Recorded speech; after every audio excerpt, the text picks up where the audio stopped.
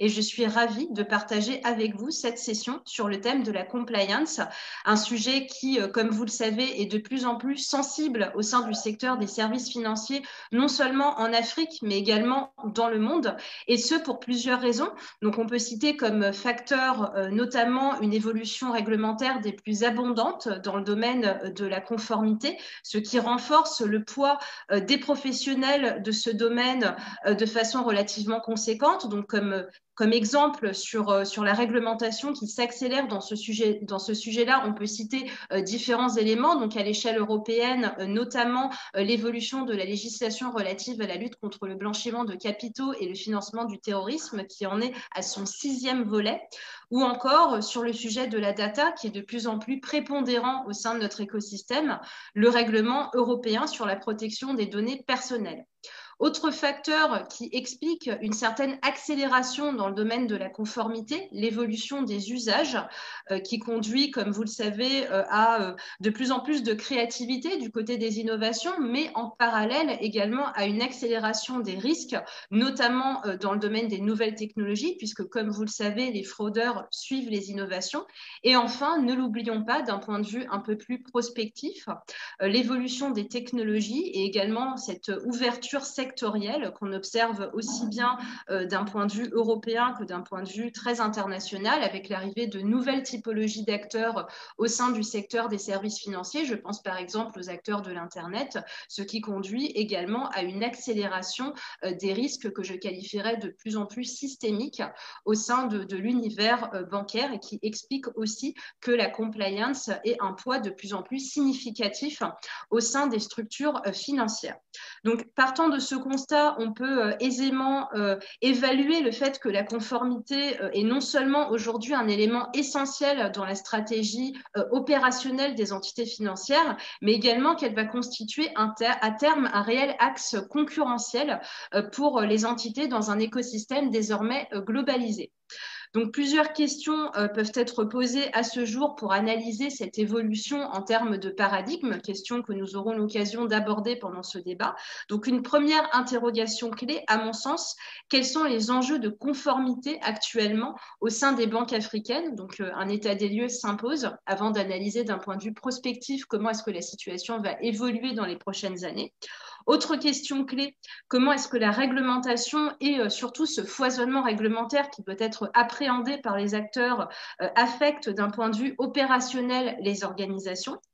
Et enfin, une troisième interrogation clé qui va rythmer nos échanges pendant ce webinaire, quelles sont les questions soulevées par les nouvelles technologies en termes de compliance bancaire, que ce soit en termes d'apport substantiel, je pense par exemple à l'intelligence artificielle qui est souvent perçue comme un atout dans le domaine de la sécurité et de la conformité, ou également, comme je l'évoquais un petit peu plus tôt, en termes de risques et de nouvelles craintes à appréhender du côté de l'évolution des usages. Donc, comme Khadija l'a souligné dans son mot de bienvenue, j'ai la chance d'être accompagnée pour rythmer les échanges pendant ce webinaire d'éminents professionnels de l'écosystème des services financiers. Donc, je vais vous les présenter. Honneur aux dames, avec donc une première intervenante, Madame Prélia Oukpounou Ossoui de la société MTN, et qui était précédemment au sein d'une structure bancaire. Bonjour et bienvenue, Prélia.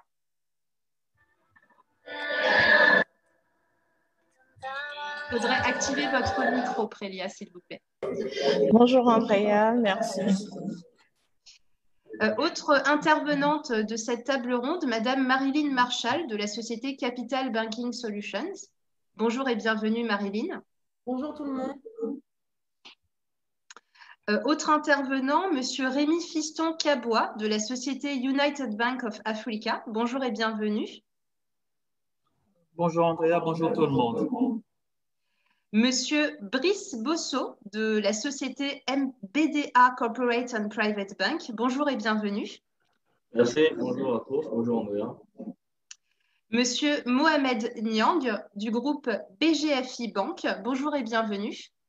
Bonjour Andrea, bonjour à tous. Et enfin, Monsieur Benjamin Baonto de la société BNI. Bonjour et bienvenue, monsieur. Bonjour Andrea et bonjour à tout le monde. Merci. Alors, avant de démarrer le débat avec une première question état des lieux, quelques précision organisationnelle. Donc, nous allons échanger pendant une durée d'1 heure avec l'ensemble des intervenants et vous avez la possibilité pendant ce débat de vous exprimer via l'espace de chat ou encore l'interface de questions-réponses si vous souhaitez interagir avec nos intervenants ou poser vos questions. Et nous consacrerons donc à la fin de ce webinaire 30 minutes qui vous seront dédiées pendant lesquelles nous pourrons répondre à vos questions et interagir sur les différentes thématiques que vous aurez soulevées. Alors, je vous propose tout de suite de démarrer avec une première question donc, à vocation d'état des lieux sur le sujet de la conformité, question que j'aimerais adresser à M. Mohamed Niang. Quels sont, d'après vous, les principaux enjeux de compliance actuellement au sein des entités financières africaines? Bonjour Andrea, bonjour chers participants et chers panélistes. Donc, le sujet de la compliance, comme vous l'avez dit en introduction, est une thématique quand même essentielle dans le fonctionnement des activités financières. On pourrait quand même s'accorder sur le fait que le secteur bancaire africain a réalisé des avancées considérables ces dernières années. Nous notons quand même un taux de bancarisation et un ratio de crédit sur PIB encore faible. Mais cependant, nous pouvons quand même être d'accord sur le fait que le secteur bancaire africain dispose d'un potentiel de croissance important. Les récents développements induisent une transformation de l'industrie bancaire en Afrique et l'émergence de groupes bancaires d'envergure panafricaine. Par ailleurs, il est important quand même de souligner que ces banques offrent un service public, ce qui nécessite donc une grande régulation. À ce titre, la conformité, objet de notre rencontre, fait face de façon non exhaustive aux enjeux que je vais citer. Le premier enjeu, quand même, porté sur la conformité, met l'accent sur une évolution, voire même, je dirais, une coercition de la réglementation, avec l'entrée en vigueur ces dernières années, en tout cas pour ce qui est de la zone UMOA, d'un nouveau dispositif prudentiel et la consolidation des thématiques de gouvernance et de contrôle interne à travers l'adoption de nouvelles circulaires ou règlements édictés par les régulateurs. L'autre enjeu principal actuel de la conformité est celui de la sophistication des circuits de distribution des produits bancaires. Pour faire simple, il s'agit en fait d'une adaptation, voire d'une transformation des besoins de la clientèle qui aujourd'hui passe par le canal de la digitalisation. Et face à cela, il est important d'un point de vue conformité de pouvoir, on va dire, maîtriser les risques liés à cette digitalisation. Toujours dans la même perspective, on pourrait également parler en termes d'enjeux de l'évolution des nouvelles technologies qui favorisent actuellement l'arrivée de nouveaux acteurs, de nouveaux concurrents, je pourrais m'exprimer ainsi, pour le secteur bancaire. On pourrait citer par exemple tout ce qui est télécom, qui aura comme corollaire l'émergence de nouveaux risques, notamment en termes de compliance, de conformité. Toujours dans les enjeux principaux de la conformité, on ne peut occulter la lutte contre le blanchiment et le financement du terrorisme, dont le dernier, le financement du terrorisme, spécifiquement, a connu des développements très rapides, faisant de l'Afrique occidentale et de l'Afrique centrale, en particulier la région du Sahel, comme une zone cruciale et prioritaire en termes de financement du terrorisme. À cela, il est important donc de pointer du doigt tout ce qui est circulation des flux financiers menant vers cette zone. Enfin, un dernier enjeu, je pourrais toujours citer, dans une thématique quand même de compliance vis-à-vis de la clientèle, un enjeu de taille qui porte sur la protection de la clientèle, à travers notamment une meilleure connaissance de la clientèle et une meilleure appréciation du risque de crédit. Il est important de le signaler parce que n'oublions pas que la finalité de la régulation bancaire est de protéger le client. Donc, Andrea, voici en résumé les enjeux de façon non exhaustive que je pourrais citer qui actuellement font l'actualité du secteur bancaire. Très bien, merci Mohamed pour ces éléments. Alors je retiendrai plusieurs sujets, donc l'avènement de nouvelles technologies qui est un élément important à prendre en compte. Vous avez également cité quelques éléments réglementaires clés et notamment la lutte contre le blanchiment de capitaux et le financement du terrorisme et une concurrence de plus en plus accrue au niveau des différentes typologies d'acteurs qui caractérisent actuellement l'écosystème des services financiers. Donc maintenant j'aimerais me tourner vers Monsieur Benjamin Baonto. Je souhaiterais savoir si vous partagez cet état des lieux et vous, de votre côté, quelle lecture vous pouvez effectuer à ce jour des enjeux de compliance qui caractérisent les entités financières africaines. OK. Alors, merci beaucoup, Andrea. Alors, je partage entièrement l'avis de Mohamed. Effectivement, les points qui ont été cités sont des points qui nécessitent que la conformité accorde une attention particulière. Moi, pour ma part, je pense qu'on pourrait résumer ces points en trois éléments essentiels. Le premier point que je dirais, c'est de renforcer la confiance entre la clientèle et les partenaires. C'est-à-dire, la banque aujourd'hui, quand on regarde au niveau de la Côte d'Ivoire, il y a des réseaux sociaux. Quand vous connectez sur les réseaux sociaux, vous constatez qu'il y a beaucoup de plaintes des clients sur soit la non-qualité de service qui est faite aux consommateurs. Vous constatez aussi quelquefois des réclamations en suspens et divers éléments pour lesquels beaucoup de clients se plaignent de la banque. Et je pense que la conformité a une place de choix à jouer dans ce renforcement de confiance entre la clientèle et puis la banque. Alors, comment est-ce que cela devrait se faire? Par la mise en place de procédures, c'est-à-dire de politiques et de procédures bien élaborées, mais qui couvrent tous les champs. Parce qu'on constate que de nos jours, surtout dans notre espace, la plupart du temps, la conformité reste sur les sujets de lutte contre le blanchiment des capitaux et de financement des terroristes. Il y a un élément qui est très important, c'est la protection des intérêts de la clientèle, et ça, Mohamed l'a dit. Donc, les procédures que nous devons mettre en place devront couvrir ces champs, devront couvrir aussi la possibilité de faire des remontées d'alerte pour tous les dysfonctionnements, les non-qualités, les insuffisances.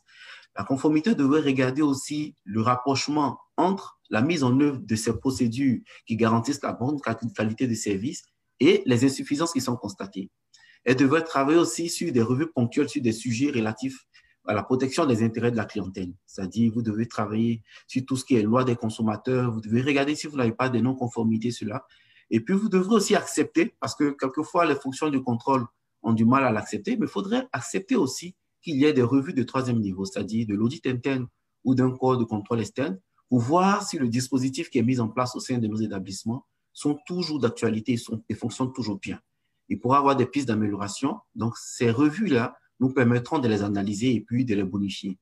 Et puis, bien entendu, si ces éléments sont mis en place, ça nous permettra d'éviter d'avoir des sanctions et puis d'avoir un risque de l'image et puis de détériorer la confiance que nous avons auprès de notre clientèle et aussi de nos partenaires. Quand je parle de partenaires, je pense aussi aux correspondances bancaires parce que ils n'iront pas dans une entreprise ou ne feront pas de partenariat avec des structures dans lesquelles ils pensent que les risques ne sont pas bien couverts. D'accord? Donc, ils vont un peu faire du dérisking en mettant un peu ces activités-là en dehors de leur champ d'activité. Deuxième point, il faut avoir aussi des dirigeants qui sont impliqués. Il faut avoir un top management, que ce soit au niveau de l'organe délibérant ou exécutif, qui sont impliqués. C'est-à-dire, il faut qu'ils acceptent de faire des investissements pour l'acquisition d'outils qui permettront aux banques d'être plus performantes dans le profilage et le filtrage des opérations de leur clientèle, et puis aussi de pouvoir bien suivre les opérations et les exigences légales et réglementées. Et un troisième point, il faut renforcer la sensibilisation. Le renforcement de la sensibilisation au sein des banques part déjà dans le fait qu'il faut accepter que les personnes qui travaillent dans les entités de conformité soient bien formées et aient des formations qui soient toujours actualisées. À côté de cela, il faut aussi que les champs de formation que les entités de conformité déroulent dans leur programme de formation ne couvrent pas uniquement le blanchiment des capitaux, mais couvrent les autres aspects tels que l'éthique, couvrent les autres aspects tels que la protection des intérêts des clientèles, couvrent les autres aspects tels que les exigences légales et réglementaires. Donc, voilà un peu ce que je pourrais dire sur ce sujet. Merci. Merci, Monsieur Baonto. Donc, on retiendra plusieurs mots-clés de votre intervention, le sujet de la sensibilisation, le sujet de la formation, et puis, bien évidemment, la prise en compte de ces nouvelles prérogatives d'un point de vue très opérationnel, côté ressources humaines. Donc, ça me permet de faire une transition vers la question suivante que j'aimerais adresser à Monsieur Rémi Fiston-Cabois. Alors là, on a finalement dressé un panorama assez large des enjeux de compliance au sein des entités financières africaines. J'aimerais vous interroger, Monsieur Cabois, sur les impacts opérationnels que vous décelez aujourd'hui au sein de vos entités. Donc, concrètement, qu'est-ce qu'il faut mettre en œuvre aujourd'hui au sein des entités financières africaines pour répondre à ces enjeux de compliance? Merci Andrea m'avoir accordé la parole.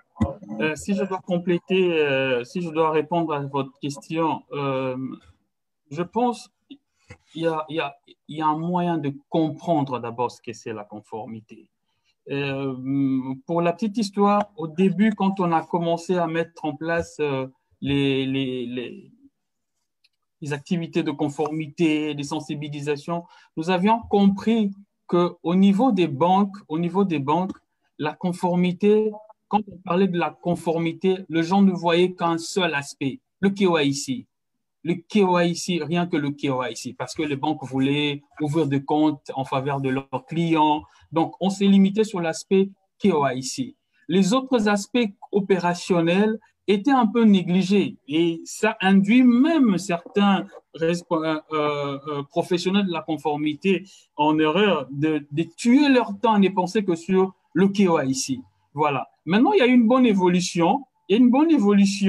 Ce n'est pas que le KYC, il y a le suivi des transactions qui se passent au niveau des banques en termes de monitoring.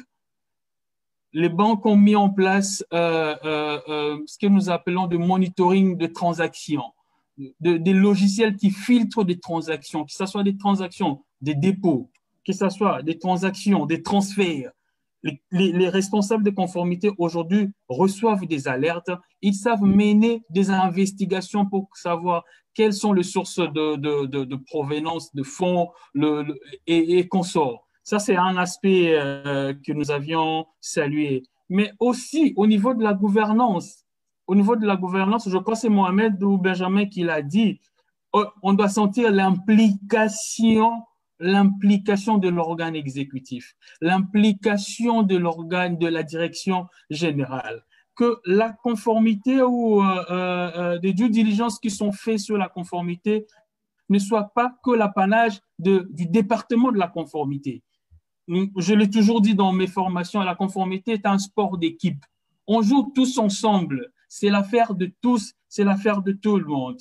Voilà. Donc, si je dois encore ajouter un élément, ce que nous récusons aussi, c'est le fait, vraiment, c'est un toilettage qu'on doit faire au niveau de nous, professionnels de la conformité, c'est que nous sommes là pour soutenir le business. Mais nous voulons un business propre, un business qui se fait conformément aux exigences réglementaires, aux exigences de la loi, aux exigences du régulateur. Un business propre. Mais nous devons accompagner le business à travers nos sensibilisations, à travers nos formations que nous donnons régulièrement avec un planning validé par les membres du conseil d'administration, un planning qui doit être bien respecté. Ça, c'est au niveau de le suivi même d'exécution. Il y a, je crois, Mohamed a parlé de la gestion de plaintes. Avant, vous allez constater que nous étions plus focalisés sur l'aspect KYC. La gestion de plaintes, ce n'était plus notre souci, ce n'était pas notre souci. On ne vous entend plus, Monsieur Kaboua, il faudrait réactiver votre micro. Excusez-moi. Aujourd'hui, les banques ont mis en place des instructions, des directives en rapport avec la gestion de plaintes, en rapport avec la qualité service.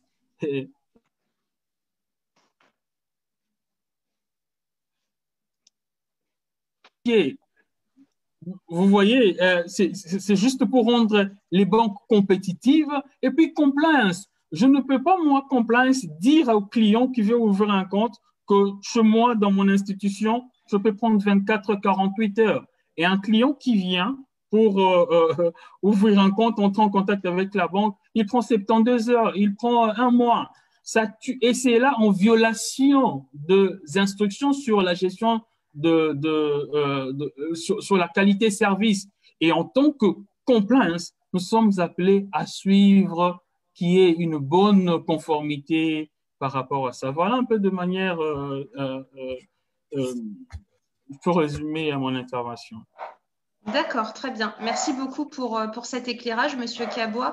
Je retiendrai votre expression la conformité est un sport d'équipe. Ça fait écho à ce qu'on peut observer aussi dans l'évolution des modes de travail des fonctions conformité, une évolution peut-être au départ un petit peu cellulaire, un petit peu en silo, qui évolue de plus en plus vers un fonctionnement en réseau, que ce soit à l'intérieur des entreprises ou même entre pairs au sein des communautés dédiées à la conformité. Je pense par exemple au chapitre français de l'ACAMS, qui a vocation à réunir tous les professionnels de la compliance, tous secteurs confondus, pour réfléchir à ces sujets de lutte anti-blanchiment et plus généralement d'éthique financière. Et justement, ça me permet d'évoluer vers une question que j'aimerais poser à Monsieur Brice Bosso. Concrètement, vous, comment est-ce que vous travaillez sur ce sujet de la compliance au sein de l'entité que vous représentez? Et est-ce que vous observez aussi cette évolution du mode de travail du professionnel de la conformité vers un fonctionnement peut-être un peu plus en réseau? Alors, merci Andrea, merci à tous. Donc, je pourrais revenir éventuellement sur ce que mes prédécesseurs ont déjà dit. Il y a beaucoup de sensibilisation à faire et beaucoup de formation également à faire. Éventuellement, c'est un sport d'équipe, comme cela a déjà été dit. On travaille tous dans la même entreprise avec des rôles différents, mais pour un objectif commun. Et donc, il faut mettre en avant cet esprit d'équipe. Alors, ça passe par quoi? Au niveau de la conformité, je pense que l'un des enjeux importants, c'est vraiment de faire un gros travail sur l'aspect culturel. Donc, il y a un enjeu culturel qui est très important. Il faut que nous, au niveau des acteurs de la conformité, nous puissions transmettre donc à l'ensemble des secteurs de la banque tous les principes et les réflexes qu'il faudrait avoir face à telle situation éventuellement pour éviter de se mettre dans des situations de risque de non-conformité et pouvoir engager la banque. Et donc, il y a ce premier point-là, donc un aspect culturel. Mais cet aspect culturel-là, justement, va passer par quoi? Par la formation, par la sensibilisation, donc sensibilisation continue, formation continue, mais éventuellement se tenir disponible face aux opérationnels pour les assister dans toutes leurs tâches. Alors, ils n'ont pas toujours les éléments et les arguments pour pouvoir répondre face à certaines situations. Ils n'ont pas forcément la formation non plus. Généralement, les formations, quand on leur donne même les sensibilisations, sont souvent, j'allais dire, un peu basiques, très définitionnelles sur des notions. Il est important pour moi de se tenir disponible pour pouvoir les assister au cas par cas. Au cas par cas, parce que les cas ne sont pas toujours pareils, ils sont assez souvent différents en fonction de l'environnement, etc. Et donc, pour moi, c'est vraiment sur ce point-là que je mets l'accent. Donc, la formation, la sensibilisation. Après, éventuellement, il y a des contrôles qu'on fait, il y a des revues qu'on fait. L'objectif de ces contrôles, de ces revues, c'est justement pouvoir déceler certains cas et puis pouvoir inculquer donc cette culture-là aux opérationnels. Merci, Monsieur Bosso, pour cet éclairage. Alors, on a parlé jusqu'à maintenant des enjeux de compliance qu'on peut recenser à date pour les entités financières africaines. On a également parlé des enjeux opérationnels et des conséquences très pratiques de la compliance sur le fonctionnement des organisations et les best practices à retenir, que ce soit en termes de pédagogie, de sensibilisation et d'intégration de toutes les parties prenantes de l'entité financière. J'aimerais qu'on passe maintenant à un autre thème sur ce sujet de la compliance, c'est celui du foisonnement réglementaire. On voit qu'aujourd'hui, l'activité du service financier est rythmée par différents textes qui se juxtaposent et parfois sont amenés à converger sur différentes thématiques. Et j'aimerais vous interroger, Madame Prélia Oukpounou-Osui, sur finalement l'état des lieux que vous pourriez dresser aujourd'hui en termes de réglementation bancaire en Afrique. Donc, quelle est la situation à date et quelles sont éventuellement les prochaines étapes qui, d'après vous, seront décisives pour l'évolution de la compliance bancaire au sein de l'écosystème africain? Alors, merci Andrea. En fait, ce que je pourrais en dire, c'est que la réglementation bancaire évolue plutôt bien en Afrique. Et il faut admettre qu'elle est tout à fait en adéquation avec les besoins réels de l'environnement et qu'elle tienne compte des différents défis qui sont particuliers à l'Afrique. Et tenant compte de ça, les textes sont périodiquement actualisés par le régulateur afin d'assurer la convergence justement de la réglementation bancaire et prudentielle vers les standards internationaux et tiennent compte des spécificités de notre environnement. Alors, ce que je pourrais dire, c'est que la prochaine étape décisive, selon moi, d'un point de vue juridique, ce serait l'uniformisation du paysage juridique et réglementaire. Donc, j'entends par là que le régulateur puisse légiférer sur les différentes réglementations qui sont applicables aux groupes internationaux, c'est-à-dire les filiales des groupes internationaux, les différentes réglementations qui leur sont applicables, afin de mettre justement toutes les institutions au même niveau. Je vais prendre par exemple la réglementation FATCA. Donc, certaines institutions ont déjà commencé, certaines banques africaines ont déjà commencé à l'implémenter, et ce qui cause parfois certains désagréments clients, mais les autres intervenants ont abordé le challenge lié au taux de bancarisation. Donc, le fait d'implémenter ça, justement, voilà, crée certaines difficultés pour ces banques-là qui sont astreintes à cette réglementation et qui doivent le faire comparativement à d'autres qui ne sont soumises qu'à la réglementation locale, qui choisissent justement de ne pas s'astreindre à ce type de réglementation-là. Donc, je pense qu'il serait intéressant que le régulateur s'y intéresse et puisse légiférer en la matière. Donc, voilà ce que je pourrais en dire. Très bien, merci pour cet éclairage. Alors, à l'instar de FATCA que vous avez cité, il y a une autre réglementation qui finalement impacte fortement les entités financières d'un point de vue non seulement européen, mais également à l'échelle plus internationale. C'est la législation relative à la lutte contre le blanchiment de capitaux et le financement du terrorisme, qui est en quelque sorte un fil conducteur en termes de sécurité au sein des entités financières, avec, si je me réfère notamment à la réglementation européenne, un focus de plus en plus précis sur la partie moyens de paiement, notamment depuis la 4e directive, en sachant que nous avons eu ensuite une 5e directive européenne qui a un peu plus mis l'accent sur les technologies nées du numérique, donc adressant spécifiquement la transformation digitale, et actuellement une 6e directive qui aura également certains impacts pour l'activité des entités financières. Donc, une question sur ce point pour Madame Marilyn Marchal. Comment est-ce que les entités financières doivent, d'après vous, s'adapter à ce nouveau paradigme en termes de lutte contre le blanchiment de capitaux et le financement du terrorisme? Par contre, il faudrait activer votre micro, s'il vous plaît. Autant pour moi. Donc, merci Andrea.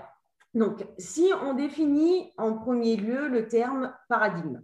Donc, un paradigme, c'est une représentation du monde, la manière de voir les choses. Donc, comme l'ont dit donc, les différents panélistes avant moi, si on regarde l'évolution de la conformité donc, à travers les années passées, on ne peut pas nier, c'est indéniable, qu'aujourd'hui, la fonction conformité bancaire est confrontée à des exigences et également à un environnement de plus en plus complexe. Je pense, personnellement, et je pense que pas mal de personnes qui nous écoutent seront d'accord avec moi, je pense que l'accroissement des scandales est sûrement pour quelque chose. Les sanctions qui sont encourues se chiffrent aujourd'hui en millions et en certains cas même voire en milliards et peuvent concerner bien évidemment les institutions, mais également dans certains pays, les individus. Les entreprises donc, se voient imposer des méthodes d'organisation via des lignes directives pour tout simplement éviter qu'elles ne soient pas en conformité. Donc, en termes de réglementation, est arrivée donc, la 6e directive qui devait être mise en œuvre par les institutions financières des États membres de l'Union européenne au début de ce mois-ci. Il y a plusieurs choses importantes qui sont prévues dans cette 6e directive, mais il y a vraiment un point qui me semble important à retenir, c'est qu'elle vise à donner aux professionnels qui sont assujettis dans la lutte anti-blanchiment les moyens d'agir. Il est certain, quand on lit cette 6e directive, que la lutte contre le blanchiment d'argent, le financement du terrorisme est une matière qu'on peut dire vraiment, à mon sens, centrale au sein des services financiers. Il y a vraiment une évolution là-dedans. Et si je peux faire un parallèle avec mon expérience, la preuve en est, c'est que quand j'ai passé mon diplôme en 2005, le terme compliance officer, c'était même pas, c'était déontologue. Voilà, on ne savait même pas vraiment, il y en avait très peu. Il y avait 2 écoles en France qui donnaient cette formation. Et puis maintenant, on voit qu'il y a de plus en plus d'écoles, d'universités qui mettent en place des formations pour faire des compliance. Donc, ça prouve bien que c'est un métier qui a plein d'avenir et donc l'importance de cette matière au sein des établissements financiers. Il y a même aujourd'hui, et tout à l'heure disait Andrea, elle parlait de la CAMS, aujourd'hui il y a même des certifications où on met tout simplement un label sur les professionnels qui sont en charge de la conformité au sein des établissements, une manière de prouver que ces personnes-là ont les compétences et qui sont responsables et qui ont leur… Voilà. Mais maintenant, il y a une chose, c'est qu'il faut bien évidemment donner les moyens aux personnes en charge de la lutte anti-blanchiment dans les entités de lutter activement. Donc, aujourd'hui, je pense que ce n'est pas le cas. Donc, je traiterai juste après sur justement les problèmes, les difficultés en fait qui subsistent, à mon sens, dans la lutte anti-blanchiment aujourd'hui, au niveau surtout organisationnel. Merci, Madame Marchal. On aura effectivement l'occasion de revenir sur cette partie un petit peu difficulté et limite que nous adresserons au long de ce débat. Donc peut-être en complément par rapport à votre éclairage très intéressant, une question un peu plus opérationnelle que j'aimerais évoquer avec Monsieur Cabois. Comment évoluent aujourd'hui les stratégies des entités financières dans le domaine de la lutte contre le blanchiment de capitaux et le financement du terrorisme? Et quels enjeux précis vous décelez actuellement au sein de l'entité financière que vous représentez? Il y a une bonne évolution, comme je l'avais dit lors de ma précédente intervention, c'est qu'au début, les banques statuaient plus sur les aspects KYC et consorts. Aujourd'hui, on fait de l'activité de la conformité l'affaire de tous les départements de la banque. Ce qui fait que ce que nous avions constaté dans la pratique, c'est que la conformité aujourd'hui sévit maintenant à double niveau. À double niveau, c'est que les banques ont mis en place des règlements, des policiers qui gèrent différents départements de la banque, les opérations, le crédit, le HR, la conformité elle-même avec ces policiers en rapport avec le KYC, la corruption, la lutte contre la corruption et consorts. C'est que ça, c'est au niveau interne. Les banques se sont rassurées de mettre en place des directives qui dirigent aussi leur activité, leur business. Ça, c'est déjà un point positif que nous saluons. Quand on échange avec certains collègues dans le secteur, c'est une très bonne évolution.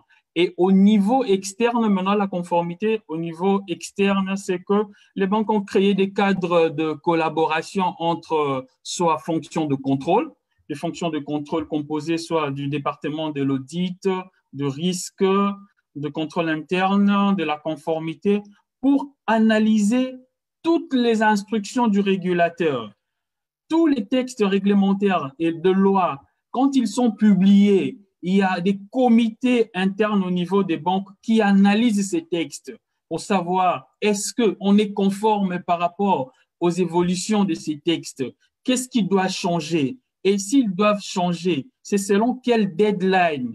Est-ce que nous allons respecter le deadline que le régulateur a fixé dans le texte? Ça, ce sont vraiment des évolutions que nous avions constatées dans la pratique. Et le cadre de collaboration même pour ce qui nous concerne, nous avions créé en notre sein un cadre de collaboration qui est même une instruction du régulateur de la Banque centrale du Congo, un cadre de collaboration entre le département des risques, de l'audit, de contrôle interne et de la conformité. Mais en sus de cela, nous avons mis en place, la plupart des banques aussi, ont mis en place des comités de suivi de la régularisation de nouvelles instructions ou textes de loi. Ça, c'est un élément très capital qu'on n'a pas vu dans le passé et que maintenant, avec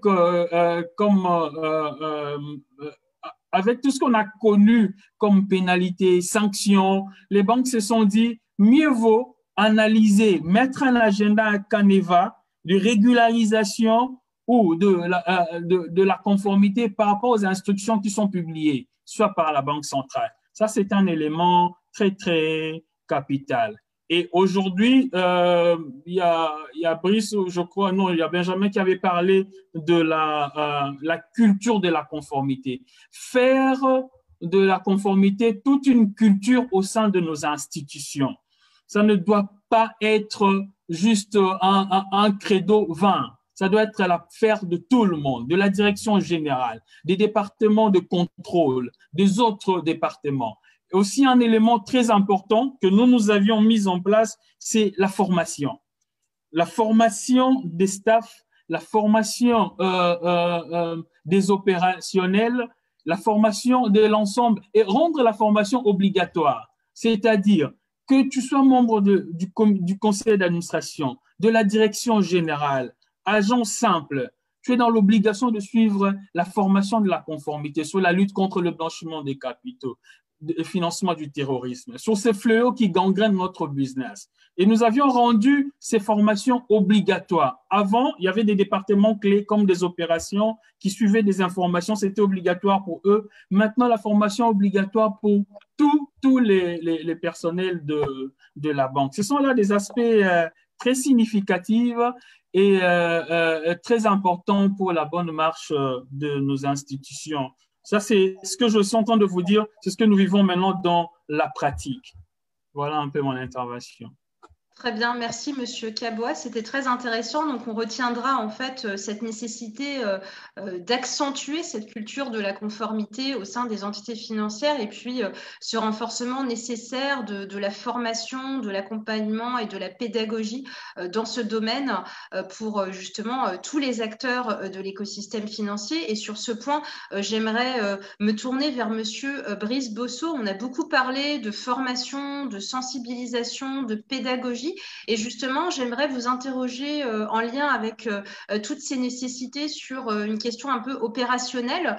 Comment est-ce que vous travaillez, vous, au sein de votre entité, avec les autres parties prenantes de l'écosystème sur ces sujets de lutte contre le blanchiment de capitaux et le financement du terrorisme?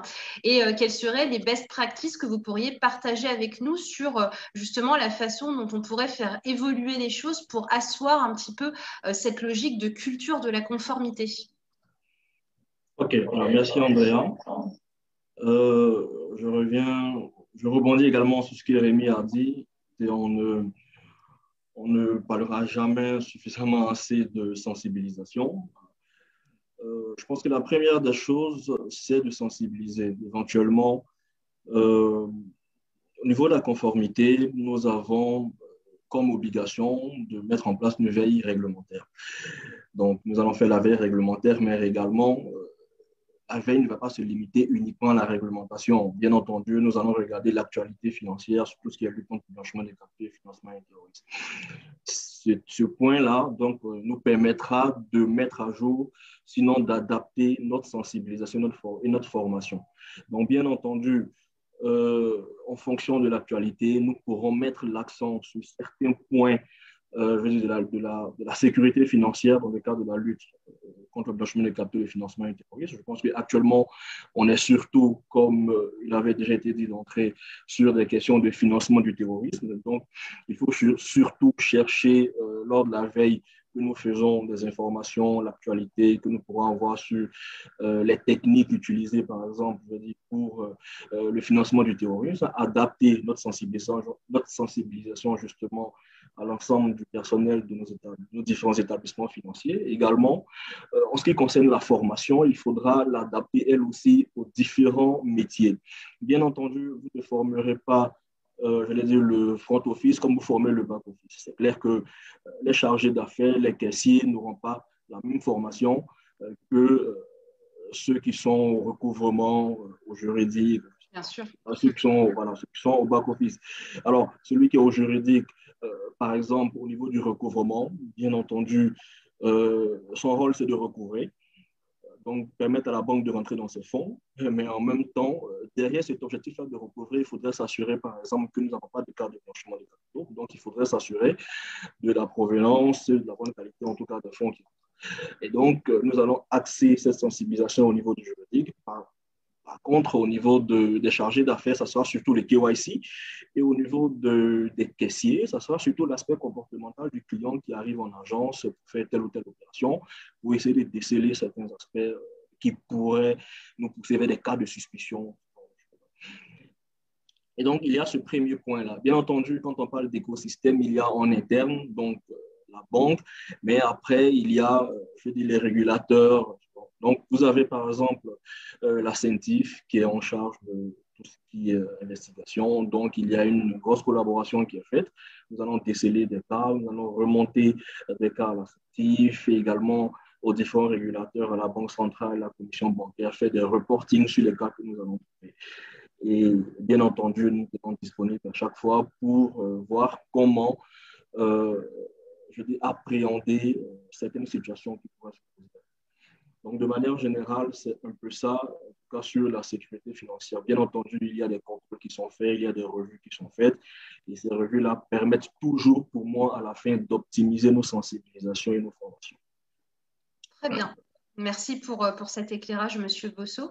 Je me tourne maintenant à nouveau vers Madame Marchal pour avoir un petit peu son éclairage sur les difficultés qui subsistent aujourd'hui dans le domaine de la lutte contre le blanchiment de capitaux et le financement du terrorisme, et de quelle manière est-ce qu'on peut adresser ces difficultés pour essayer d'aller un petit peu plus loin et être plus efficace peut-être dans toute cette lutte pour une éthique financière.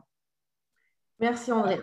Donc, je reprends sur la conclusion de mon intervention de tout à l'heure, donc sur les limites au niveau organisationnel. Compte tenu des conséquences d'un manquement, donc dans le domaine de la lutte anti-blanchiment et le financement du terrorisme, on est bien d'accord que les établissements financiers doivent trouver des solutions, tant au niveau de l'organisation que, bien évidemment, des outils pour tout simplement garder la maîtrise du risque. La conformité, ce n'est pas juste des textes, des lois, des ordonnances, des sanctions, des obligations. Derrière le terme conformité, il y a des personnes qui sont en charge de cette conformité. C'est-à-dire que c'est des personnes qui sont en charge du respect par l'établissement. Ils sont les garants de l'image de l'établissement, mais moi, je vais encore plus large. Ils sont pour moi les garants de l'image d'un pays. Ce n'est pas facile aujourd'hui d'être un chargé de conformité au sein d'un établissement financier. J'ai eu l'opportunité de l'être pendant 10 ans. Je n'ai pas vu beaucoup d'évolution dans ce sens-là. Pourquoi je pense qu'aujourd'hui, ce n'est pas facile ? Parce que tout simplement, c'est un poste pour lequel il faut tout simplement porter plusieurs casquettes. On a tout d'abord la casquette du garde-fou. Le chargé de conformité, quand je parle chargé de conformité, je peux parler aussi du service. C'est le service, c'est rare qu'un établissement n'en ait qu'un. Donc, quand je vais parler de chargé de conformité, je parle bien évidemment du staff qu'il y a derrière. Donc, le chargé de conformité, dans sa casquette du garde-fou, il faut qu'il soit capable de prendre des risques, mais aussi tout en les mesurant. C'est quelqu'un qui a un bon esprit d'analyse, un bon esprit dans ses actions-réactions. Donc, sa première casquette. Ensuite, il y a la casquette du chercheur. Pourquoi ?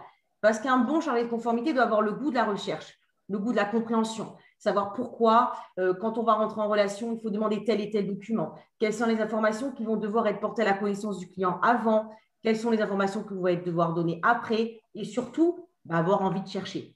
Moi, je dis toujours dans mes formations, ce n'est pas un terme qui est très beau, mais un bon chargé de conformité, c'est une bonne fouine, parce qu'elle aime chercher, elle aime investiguer. Ensuite, elle a une casquette de communicant, et ce n'est pas la casquette la plus facile à porter. J'en ai fait les frais. Pourquoi ? Parce qu'un bon chargé de conformité et son équipe doit avoir la capacité déjà de travailler avec son équipe, mais aussi également de communiquer avec le front. Pourquoi je demande telle et telle information quand tu vas rencontrer tel client ? Pourquoi la banque ne souhaite pas travailler avec telle clientèle qui est considérée comme à trop haut risque ? Pourquoi, pour moi, ce secteur est considéré comme un secteur trop enclin à la corruption ? Mais aussi, et c'est là aussi où c'est difficile d'être un bon chargé de conformité parce qu'il y a une balance, il faut être aussi à l'écoute de la direction, notamment en matière d'appétit du risque. Une entité n'a pas forcément la même appétit du risque qu'une autre. Donc, il va falloir faire la différence et la balance entre les deux. Mais ce n'est pas tout. Donc, d'abord, d'embaucher une personne qui a les différentes casquettes. C'est déjà pas mal de la trouver, mais ensuite, il faut lui donner les moyens. Et pour moi, aujourd'hui, l'une des principales difficultés dans le domaine de la lutte anti-blanchiment au niveau organisationnel, puisque les textes sont là, il ne faut pas le nier, les textes sont là, ils sont pas mal bien appliqués, c'est l'affirmation du rôle du chargé de conformité. Dans trop d'entreprises, aujourd'hui, le chargé de conformité est vu comme un coût. Moi, on me dit, ça me coûte trop cher, je préfère mettre de côté si je prends une sanction plutôt que d'embaucher quelqu'un qui ne fera rien, si ce n'est des contrôles de conformité. Voilà. C'est vu comme un frein au business et non comme un garde-fou qui est vraiment, parce qu'un bon chargé de conformité est un bon garde-fou. Il est même parfois non apprécié, voire même détesté par les services commerciaux. Pourquoi ? Parce qu'on se dit, la conformité, de toute façon, vous nous empêchez de travailler, nous, on nous demande de faire rentrer de l'argent, vous nous empêchez de travailler et en plus, vous nous contrôlez. Soyons clairs, Le service conformité n'est pas là pour apprendre au front à faire son métier. Le front sait très bien faire son métier. Il est là pour tout simplement faire le garde-fou, pour éviter que les collaborateurs qui sont en charge, qui sont au front, qui sont en contact avec la clientèle, prennent des risques et automatiquement se voient en risque de sanctions pour l'établissement, mais également pour eux personnellement. Le chargé de conformité, il n'a pas besoin de relire 5 fois la procédure cadeau. Lui, les cadeaux, on ne lui en fait pas. Moi, je n'ai jamais eu personnellement de cadeau en étant compliance et on n'est même pas dans le cadre d'un risque de corruption. On est tout simplement que les chargés de conformité ne sont pas appréciés. Et pour moi, ce n'est pas à juste titre. Donc, moi, ce que je dirais pour conclure aujourd'hui, les problèmes qu'il y a en termes d'organisation en matière de lutte anti-blanchiment, c'est qu'à mon sens, il est vraiment essentiel que le responsable conformité, le staff conformité, trouve sa vraie place, puisqu'au bout d'un moment, les lois lutte anti-blanchiment ne datent pas d'hier, hein, ça fait un petit moment, donc tout le monde joue le jeu. Donc, trouve sa vraie place et que vraiment la conformité soit vue comme un levier de performance, mais vraiment un allié pour le front et non vraiment comme son ennemi. Voilà comment je pourrais conclure, Andrea, sur ce thème d'intervention. Merci. Très bien, merci pour cet éclairage. Alors, à l'instar de la lutte contre le blanchiment de capitaux et le financement du terrorisme, qui, on l'a vu, véhicule de nombreuses évolutions d'un point de vue organisationnel et aussi d'un point de vue réglementaire, bien entendu, au sein de notre écosystème, il y a un autre texte, ou en tout cas une autre réalité à prendre en compte dans l'évolution des métiers liés à la compliance, c'est le sujet de la data. Comme vous le savez, la data a un rôle de plus en plus prépondérant au sein de l'écosystème financier, que ce soit en termes de sécurité, avec la sophistication du KYC ou même en termes marketing avec l'avènement de la personnalisation, que ce soit au niveau des offres ou au niveau de la relation client. Et sur ce point, j'aimerais faire une référence que vous connaissez, donc le RGPD, le Règlement européen sur la protection des données personnelles, qui est entré en vigueur le 25 mai 2018 et qui a conduit à certaines conséquences en fait au sein des structures liées à la compliance. Je pense notamment à une des dispositions du RGPD, à savoir la nomination du délégué à la protection des données personnelles, ce qui vient en quelque sorte étoffer les équipes dédiées à la compliance au sein des entités financières et ce qui finalement véhicule un poids de plus en plus accru puisque les professionnels de la conformité doivent désormais appréhender aussi le sujet de la data au sein de la galaxie des sujets qu'ils ont à appréhender et qui est déjà très conséquente. Et sur ce point, j'aimerais m'adresser à vous, Madame Prélia Ounpounu-Ousui. J'aimerais justement avoir un petit peu votre lecture sur le sujet de la réglementation relative à la protection des données personnelles en Afrique. Comment est-ce que la situation évolue et comment est-ce que ça impacte finalement les fonctions conformité au sein de cette région du monde? Merci Andrea. Donc en fait, je voudrais déjà rappeler que quand on parle de data, il s'agit de données personnelles. Donc, ce sont des données qui peuvent circuler sur un réseau téléphonique ou sur un réseau informatique. Et la data aujourd'hui est au centre de l'économie. Et vu la valeur qu'elle peut avoir, en fait, il urgeait effectivement qu'on puisse légiférer en la matière. Donc, au sujet de la data, l'évolution de la législation relative au sein du continent africain est plutôt en bonne voie. Donc, il faut noter que cette évolution réglementaire a commencé au niveau de l'UEMOA avec la directive 2006-04 qui était relative aux performances sur réseau et elle a été renforcée à travers l'intégration justement dans les différents textes législatifs et réglementaires de différents aspects qui sont liés à la protection des données.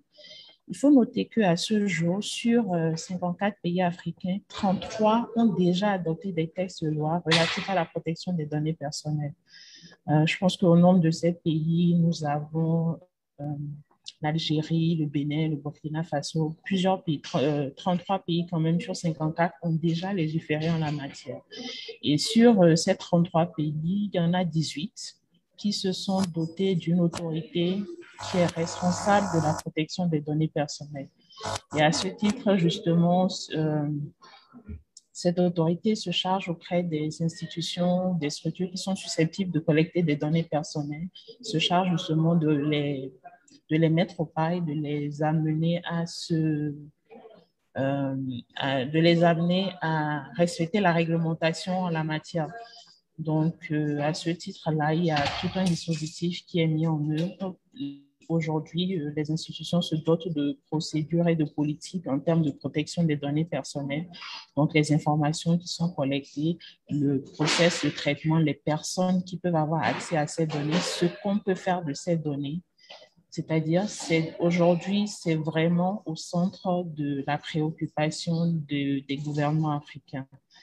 Et je pense à ce titre au Bénin, par exemple, il y avait la loi de protection des données personnelles qui avait été adoptée en 2009, mais aujourd'hui, ça a été revu en 2018 avec le Code du numérique qui est un peu plus rigoureux en la matière et qui justement fait obligation aux institutions financières de se doter d'un champion en matière de données personnelles qui se charge de s'assurer que la structure, justement, est en phase avec ça. Donc, quelles que soient les données qui sont partagées, quelles que soient les interconnexions que les institutions financières font avec d'autres structures, ils doivent s'assurer justement que les données personnelles qui sont partagées sont protégées. Donc, voilà ce que je peux dire sur le sujet. Merci, c'était très intéressant. Donc, on voit qu'il y a eu une structuration en cours aussi sur le sujet de la data et donc ça laisse supposer que justement la compliance va encore plus se renforcer avec cette prise en compte d'un élément phare qui va rythmer l'évolution du secteur financier de demain. Alors, j'aimerais revenir maintenant sur une expression qui a été utilisée par Madame Marshall, à savoir la compliance comme levier de performance. C'est à mon sens une expression très intéressante parce que finalement, ça permet de donner une autre clé de lecture pour appréhender le sujet de la compliance, donc non pas seulement comme un poids, entre guillemets, au sein des entités financières, mais aussi comme une source d'opportunité et un atout. Et sur ce point, j'aimerais m'adresser à Monsieur Brice Bosso. J'aimerais vous interroger sur justement cette image de la compliance bancaire et dans quelle mesure, à votre avis, cette compliance peut constituer, en plus d'un enjeu purement réglementaire, un axe concurrentiel pour les entités financières africaines. Qu'est-ce que vous pourriez partager avec nous sur ce sujet-là? Ok, merci Andrea. Alors, je vais essayer de caricaturer un peu les choses pour que ce soit beaucoup plus perceptible. Aujourd'hui, au niveau de la banque en général, des établissements financiers en Afrique, on a un taux de bancarisation qui est très faible. Alors, pour faire simple, quand bien même on a ce taux de bancarisation-là qui est faible, on le voit aujourd'hui en Côte d'Ivoire avec pas mal de réglementations qui sont soit par la Banque centrale, soit par la Commission bancaire, pour essayer de renforcer un peu le niveau de qualité des établissements financiers et donc qui passe bien entendu par le respect de ces différentes réglementations-là. Si on prend par exemple le cas des réclamations, je crois que quelqu'un l'avait déjà évoqué, il y a eu pas mal de réclamations qui passent sur les réseaux sociaux, les gens se plaignent beaucoup de la qualité de service, la commission bancaire a été obligée de faire sortir, je pense, une circulaire sur le traitement des réclamations, ce qui vient aujourd'hui renforcer le niveau de qualité, je l'ai dit, des établissements financiers, bien sûr, par le respect de cette circulaire. Alors pour moi, c'est très simple. Aujourd'hui, la conformité, effectivement, on passe de devenir un axe concurrentiel en Afrique. Pourquoi? Parce que aujourd'hui, les clients ne viendront pas juste ouvrir un compte pour ouvrir un compte. Ils viendront ouvrir un compte dans un établissement financier, dans une banque, où ils sont sûrs d'avoir un certain niveau, un minimum de qualité, et où ils sont sûrs de ce que cette banque-là leur garantisse un minimum de sécurité, en tout cas dans leurs revenus qu'ils viennent garder au niveau de la banque. Et bien entendu, la conformité ayant pour rôle, en tout cas, d'éviter donc des sanctions pécuniaires, des sanctions administratives, de renforcer, bien entendu, l'image de la banque. Je pense que cette conformité-là, justement, devrait un peu plus tard, sinon je pense que ça a déjà commencé même maintenant avec les dernières circulaires qui sont sorties, renforcer en tout cas ce point-là et puis rendre très concurrentiel les établissements financiers entre eux-mêmes, mais surtout par cette conformité. Alors la caricature que je voulais prendre, c'était surtout si nous faisons une comparaison rapide entre les établissements financiers et le secteur industriel.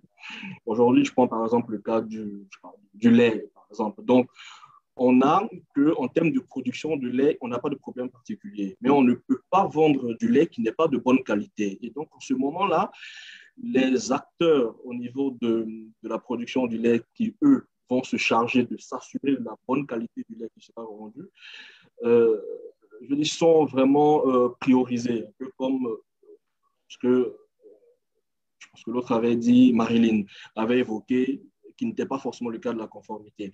Donc, bien entendu, aujourd'hui, pour rentrer en relation en termes de production ou bien pour rentrer en partenariat, on va privilégier cet aspect, en tout cas, de la conformité ou bien la conformité pour être sûr qu'on est en train d'entrer en relation avec un établissement financier ou bien une banque qui nous garantit qu'elle est respectueuse de la réglementation et également qui garantit un certain, une certaine garantie, je veux dire, à la clientèle.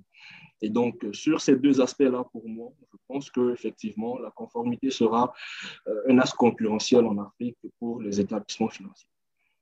Très bien. Merci, Monsieur Bosso, pour cet éclairage. Et j'aimerais qu'on se tourne maintenant vers l'avenir avec des questions à vocation un peu plus prospective. Et sur ce point, j'aimerais m'adresser à vous, Monsieur Mohamed Niang.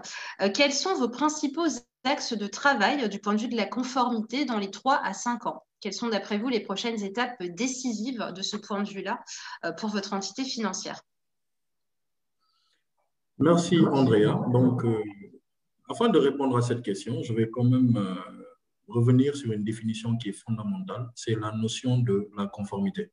Il est important quand même de définir la conformité comme une fonction assez transversale dans la banque.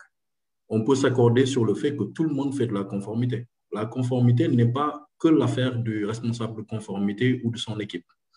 En ce sens, il est important que pour nous, en termes d'axe de travail, de plan de travail, de miser sur tout ce qui est formation et sensibilisation. Je vais un peu m'arrêter sur cette thématique parce que la formation et la sensibilisation permettent en fait de pouvoir clarifier les rôles et les responsabilités de chaque acteur dans la banque. On va donner un exemple tout simple. Un caissier qui réceptionne de l'argent au niveau de la caisse doit pouvoir, sur la base des procédures édictées par la banque, pouvoir se dire, ai-je affaire à une opération qui est conforme ou qui n'est pas conforme? C'est la première analyse à mener. En ce sens, pour moi, le challenge de toutes les banques, c'est de pouvoir mettre en place une parfaite adhésion des collaborateurs à la culture de la conformité. Quand je dis culture de la conformité, j'implique également les autres fonctions pour parler de culture culture du contrôle interne de façon générale. Il est important quand même de savoir que la conformité est une fonction qui est complémentaire des autres fonctions que sont la fonction gestion des risques, la fonction contrôle permanent et surtout la fonction audit interne qui vient en dernier rempart dans une équipe de football.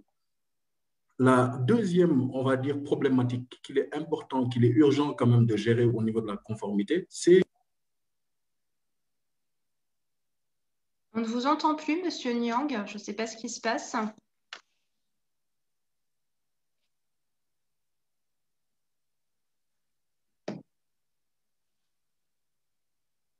On ne vous entend plus.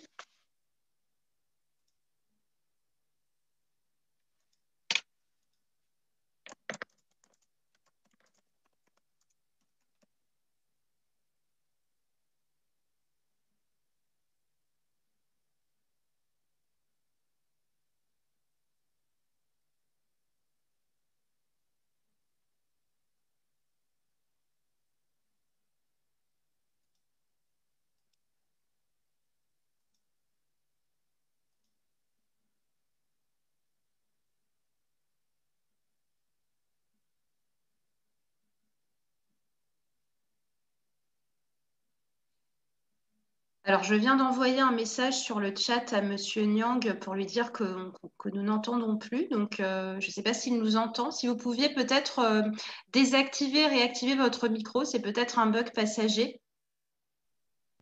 Allô, vous m'entendez? Oui, très bien, on vous entend. Allô? Oui, c'est bon, on vous entend maintenant. Allô, vous m'entendez? Oui. Ça avait coupé depuis le début ou juste oui, vers la fin? Ça a coupé depuis, je dirais, 2 minutes. Donc, si vous pourriez reprendre, s'il vous plaît. D'accord. En fait, donc, je pense que je m'en étais arrêté à la thématique de formation, de sensibilisation. Oui, tout à fait. Allez-y. Voilà, j'expliquais que la conformité est une fonction assez transversale. Tout le monde fait de la conformité. La conformité n'est pas que l'affaire de l'équipe conformité ou de la direction générale, mais de tous les acteurs. Cette formation sensibilisation, elle permet de pouvoir définir les rôles et les responsabilités de chaque acteur, ce qui est un élément important, voire moteur dans la poursuite du dispositif compliance. L'autre point important, c'est l'investissement dans des outils performants. Je m'explique, parce qu'aujourd'hui, la conformité, en fait, fait face à ce qu'on appelle des risques émergents. Ces risques émergents sont liés… Ah bah c'est de nouveau en train de bloquer. Ça a de nouveau coupé au niveau du micro. Désolée. Allô? Oui, c'est bon. Allô? Oui, c'est bon, vous entend maintenant. Allô? Oui. Là, vous m'entendez? Oui. Donc, je parlais en fait de l'investissement qui devra être fait sur les outils de la conformité. C'est un investissement qui est important afin de pouvoir gérer tout ce qui est nouveaux risques émergents. Ces risques émergents sont liés tout simplement on va dire, à la profonde mutation en termes de canal de distribution des produits de la clientèle bancaire. En ce sens, il est important pour la conformité de pouvoir maîtriser ces risques, de les comprendre et de les gérer.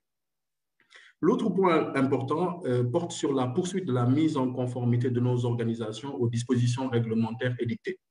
Monsieur Bosso en a parlé. Vous savez qu'en Afrique, le régulateur a mis en place un certain nombre de dispositifs, de dispositions réglementaires, mais aujourd'hui, aucune banque ne peut se prévaloir de dire que je suis conforme à 100% à ces dispositions. Donc, c'est une démarche graduelle, c'est une démarche qui se fait au fil de l'eau.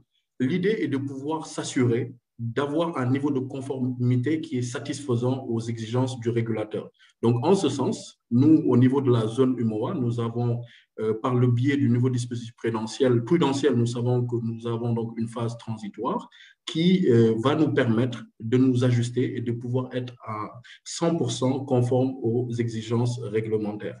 Donc, en quelques lignes, je dirais que mon intervention va s'appesantir sur la nécessité, dans un premier temps, de sensibiliser, de former tous les intervenants dans la chaîne de valeur au niveau de la banque, mais également de pouvoir maîtriser, de pouvoir comprendre et identifier tout ce qui est nouveaux risques émergents liés aux nouvelles technologies qui prennent de la place au niveau de la banque et qui sont de nouveaux, on va dire, challenges, de nouveaux défis à maîtriser. Je te remercie. Merci pour cet éclairage très intéressant. Et du coup, avant de passer la parole aux participants qui se sont beaucoup exprimés sur l'espace de chat et l'interface de questions-réponses, d'ailleurs, merci à tous, j'aimerais qu'on pose une dernière question, peut-être à vocation d'analyse prospective et d'ouverture vers l'avenir, une question que j'aimerais adresser à l'ensemble des participants. Et j'aimerais vous laisser, en fait, en tant que speaker, vous manifester si vous avez des éléments à partager sur ce sujet-là. Il s'agit des prochaines tendances que vous identifiez en matière de compliance bancaire dans les 3 à 5 ans. Est-ce que l'un des speakers souhaite partager son analyse prospective sur les prochaines tendances qu'on peut identifier en matière de conformité? Alors, qui souhaite s'exprimer? Honneur aux dames. Prélia, Marilyn, je vous propose de saisir la perche de Monsieur Cabois. Est-ce que vous avez des éléments à partager en termes de tendance sur la conformité? Ah bah alors, si dire un mot, je dirais durcissement. Oui. Voilà. Un mot, je pense qu'on ne va pas aller vers l'allègement. Je pense qu'on va aller vers le durcissement en termes de réglementation, un alourdissement dans les obligations des professionnels. Moi, je dis toujours dans les formations que on était à ça dans les manuels de procédure en matière de lutte anti-blanchiment. Maintenant, on est comme ça, on est comme ça. Après, il y a la conformité, il y a tout. Voilà. Je pense aussi qu'il est intéressant qu'au bout d'un moment, en termes de lutte anti-blanchiment, on mette pas, en termes de conformité, on ne mette pas tout sur les épaules d'une seule personne. C'est-à-dire qu'aujourd'hui, quelqu'un qui a la lutte anti-blanchiment, qui a le RGPD, qui a FATCA, voilà, je pense qu'au bout d'un moment, il faut quand même donner un peu les responsabilités à chacun. Donc voilà, moi je dirais durcissement. Ah, moi c'est ma caméra, c'est pas moi, j'ai rien touché. Donc voilà, moi je partirais vraiment sur, si j'avais un mot à dire, ça serait vraiment durcissement durcissement je vous dis, des procédures, durcissement de la réglementation et durcissement aussi et dans les sanctions. Voilà ce que je peux dire. Maintenant, je redonne la parole aux hommes ou à Prélia. Très bien, merci Madame Marchal. Allez-y Prélia, je vous en prie. Ok. Alors moi, je dirais que la prochaine tendance, selon moi, serait de se concentrer sur la sécurité financière et sur la transformation digitale. Pour moi, je pense que ce sont les deux grands challenges pour l'avenir en termes de conformité bancaire ou financière, tout simplement. Sécurité financière en termes de blanchiment d'argent, de prévention de la fraude et transformation digitale tenant compte du boom technologique que nous sommes en train de connaître en Afrique. Très bien, merci Prélia pour cet éclairage. Est-ce qu'il y a d'autres commentaires à apporter sur ce sujet des tendances? Messieurs, est-ce que l'un de vous souhaite prendre la parole? Oui, Monsieur Baonto, je vous en prie. Oui, merci beaucoup, Andrea. Alors, à la suite de Prélia, je pense qu'il faudrait qu'il y ait une clarté dans les tests sur la digitalisation, parce que beaucoup de banques, y compris la mienne aujourd'hui, a axé ses projets de développement vers la digitalisation, c'est-à-dire faire en sorte qu'on ait beaucoup plus d'offres digitalisées. Et malheureusement, il y a des secteurs ou des niches dans lesquels on souhaite entrer et il n'y a pas de tests ou les tests sont pas suffisamment clairs. Donc, je pense que ce sujet-là nécessite que la commission bancaire essaie d'apporter de la clarté sur tous les tests pour permettre que ces niches-là, qui sont exploitables aussi en termes de PNB, puissent être facilement accessibles et puis que les banques y accèdent. Voilà, merci. Très bien, merci. Est-ce qu'il y a d'autres commentaires à apporter? Oui, allez-y, M. Cabois. Oui, en fait, moi, le grand souci, c'est d'avoir aussi un grand département de conformité qui est réellement indépendant, pas l'indépendance façade de façade, réellement indépendant. Le responsable de la conformité doit occuper un rang un rang d'un cadre de direction. Ça, c'est très, très important.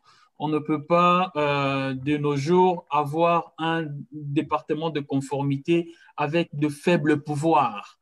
Ça n'aiderait pas le département à bien faire son boulot. Donc là, j'ai vraiment, mon credo, c'est une indépendance réelle. Ça, c'est de un. De deux, on est envahi par l'activité de crypto-monnaie. Donc, je pense qu'il est déjà temps, surtout pour nous, responsables de conformité qui sommes en Afrique, de commencer déjà à penser à pousser les régulateurs à statuer dessus. Hein, qu'il y ait une réglementation, qu'on ne subisse pas ça, qu'on anticipe. Et puis, un bon cadre de collaboration entre les régulateurs, les responsables de conformité entre eux-mêmes, avec le régulateur, avec les cellules nationales de renseignement financier, qui a un bon cadre de collaboration. Je pense que ça serait un vœu pieux. Très bien. Merci pour ce complément, Monsieur Cabois. Alors, comme l'heure tourne, il est déjà 14h10. Ce que je vous propose, c'est de conclure ici la phase de débat entre nous, si j'ose dire, et de céder la parole aux participants, parce qu'il y a eu beaucoup de questions sur l'interface de chat et l'interface de questions-réponses. Et d'ailleurs, certains d'entre vous ont d'ores et déjà répondu par écrit à nos participants, et je vous en remercie. Alors, si je me réfère à l'interface de questions-réponses, il y a une première question que j'aimerais vous poser. Donc, je cite Madame Mireille Alima qui interroge l'ensemble des intervenants sur la question suivante. En Afrique, la banque classique a assez de mal à capter l'activité formelle des entreprises. 1. Les coûts liés à la digitalisation ne seraient-ils pas un motif de fuite vers l'informel des entreprises? 2. Comment la conformité voit le transfert vers la digitalisation face aux fuites des entreprises qui souvent se plaignent de coûts et de qualité de service? Est-ce que l'un de vous souhaite s'exprimer sur ces sujets?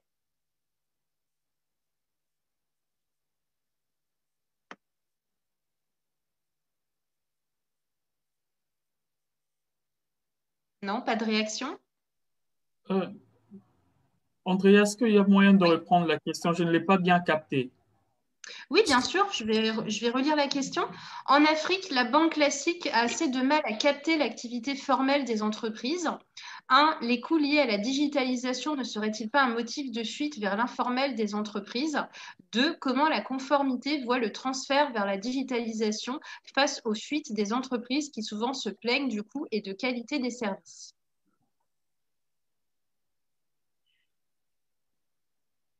Bon, une question très complexe, pertinente aussi. Aujourd'hui, on ne peut plus s'en passer. La digitalisation est là, on est envahi par ça. C'est à nous de pouvoir donner des solutions. Pour donner des solutions. La difficulté que nous avons par rapport à la digitalisation de certains produits, c'est un vœu. Nous voulons vraiment que tout bascule dans la digitalisation. C'est moins de boulot aussi, mais en termes de rendement aussi, il est bon. Mais au niveau de la conformité, je pense, nous marchons de pair avec le régulateur.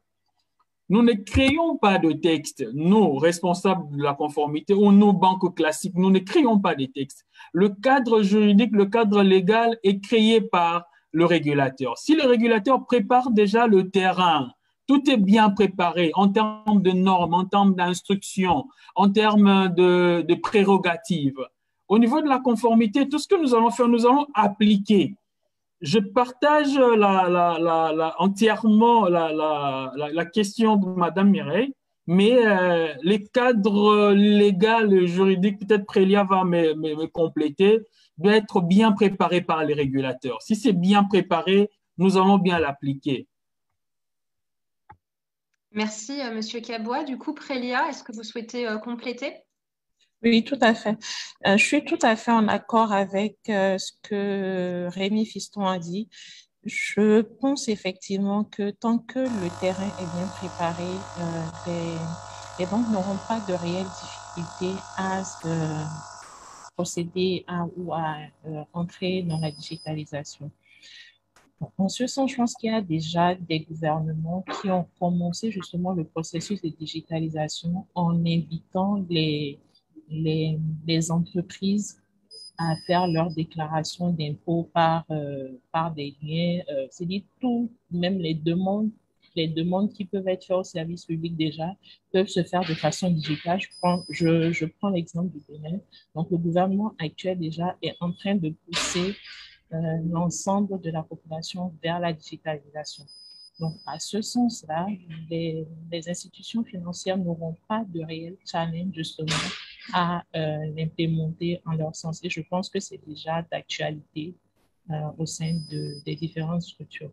Et allant sur ce volet-là, justement, la protection des données personnelles va intervenir pour sécuriser justement les informations qui seront échangées en termes d'intelligence artificielle, toutes les données qui seront collectées, l'entreprise ou le client qui aura partagé ces données sait exactement ce qui en sera fait.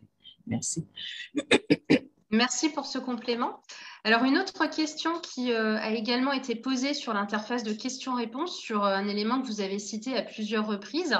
De quelle manière le dispositif KYC peut être un moteur au lieu d'un frein au développement du business? Je crois que Madame Marshall a une analyse à partager sur ce sujet-là. Je vous en prie. Il faudrait activer votre micro, s'il vous plaît. Donc, alors moi, c'est rapide, hein, tout simplement, c'est ce que je dis toujours. Dans le KYC, donc, on est d'accord que c'est une obligation pour les établissements, pour identifier le client, identifier les clients de ses clients, de remplir un KYC. Mais il ne faut pas que ça soit vu automatiquement comme une contrainte, parce qu'on collecte énormément d'informations. Bien évidemment, on ne peut pas tout collecter, puisque chaque pays a son organe de protection des données, donc vous savez qu'on ne peut pas tout collecter et mettre dans un KYC, mais du moins, toutes les informations que va donner le client, ça permet déjà de mieux connaître son client et de ce fait, au niveau commercial, en réponse à ça, de mieux personnaliser les services de son client. Donc moi, ce que j'invite toujours les gestionnaires à dire, on doit vous poser des questions, la réglementation le demande, donc il y a des questions que je vais vous poser, mais ce n'est pas de l'inquisition, je n'ai pas envie de savoir ça parce que j'ai envie de le savoir, j'ai envie de le savoir parce que je dois vous le demander, mais ça va me permettre aussi également de mieux vous connaître pour vous apporter tout simplement les meilleurs services qui seront en adéquation avec vos capacités de financement, etc. Donc voilà, donc c'est vraiment à mon sens, la question qu'on peut dire, la chose qu'on peut dire, c'est ça me permet de mieux vous connaître afin de mieux répondre maintenant et dans le futur à vos attentes. Voilà. D'accord, très bien. Merci, Madame Marchal. Alors, j'en profite pour vous poser une autre question qui vous est directement adressée. Les certifications mentionnées existent-elles en Afrique et de quels moyens dispose une personne désirant se former au métier de la conformité? Comme on a beaucoup parlé de sensibilisation et de pédagogie, je pense que c'est bien de répondre à cette question. Alors, c'est bien parce que du coup, la CAMS, je leur fais de la publicité. Voilà. D'accord, il faudra leur dire. Donc, en fait, moi, à la base, c'est ce que je disais, j'ai été formée il y a des années, en 2005. Et quand justement, j'ai commencé à intervenir dans les pays africains, notamment au Maroc, on m'a dit qu'au Maroc, ce qui était important, ce n'était pas que les diplômes, c'était vraiment la certification. Donc, j'ai cherché plusieurs certifications qui étaient vraiment pour moi les plus importantes. Et en effet, il y a une certification, c'est la CAMS, que moi, j'ai personnellement suivie. Donc, voilà, il y en a d'autres, hein, sûrement, hein, mais vraiment, moi, c'est celle que j'ai suivie, que je peux dire que c'est une très bonne certification, puisqu'elle forme à être un spécialiste lutte anti-blanchiment. Et ils ont fait, il n'y a pas longtemps, une nouvelle certification que j'espère passer dans pas longtemps et réussir, pour être spécialiste également dans les sanctions internationales. Voilà. Donc oui, en effet, il en existe d'autres. Hein. Moi, je peux parler que de celle-là parce que je l'ai passée. Voilà, il existe des certifications qui permettent de vous poser un label, comme ça, vous êtes certifié spécialiste dans la lutte anti-blanchiment. Voilà. Très bien, merci Madame Marchal.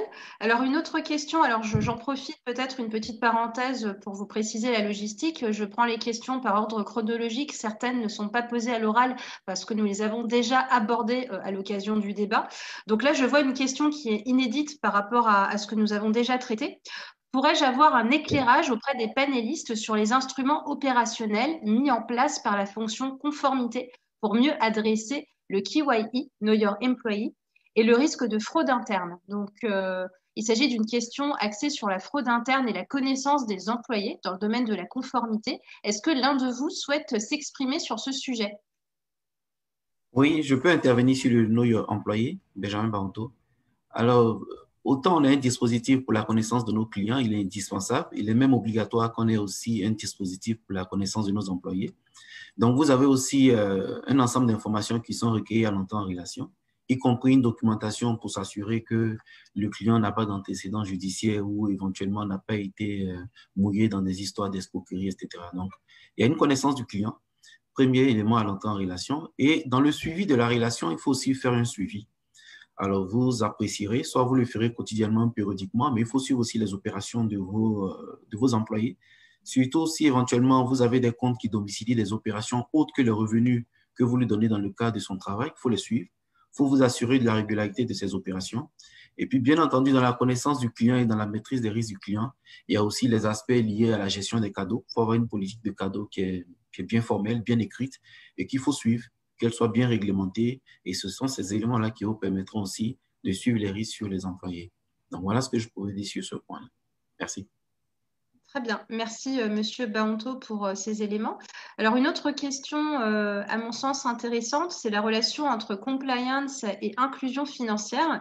Et plus spécifiquement, la question est, voyez-vous un dilemme entre exigence de la conformité et inclusion financière, notamment au sein du secteur informel qui reste très important dans beaucoup de pays africains? Est-ce que l'un de vous souhaite s'exprimer sur ce sujet? Alors, par rapport à ce sujet, ce que je pourrais en dire, c'est qu'il n'y a pas, c'est vrai qu'a priori, on pourrait dire qu'il y a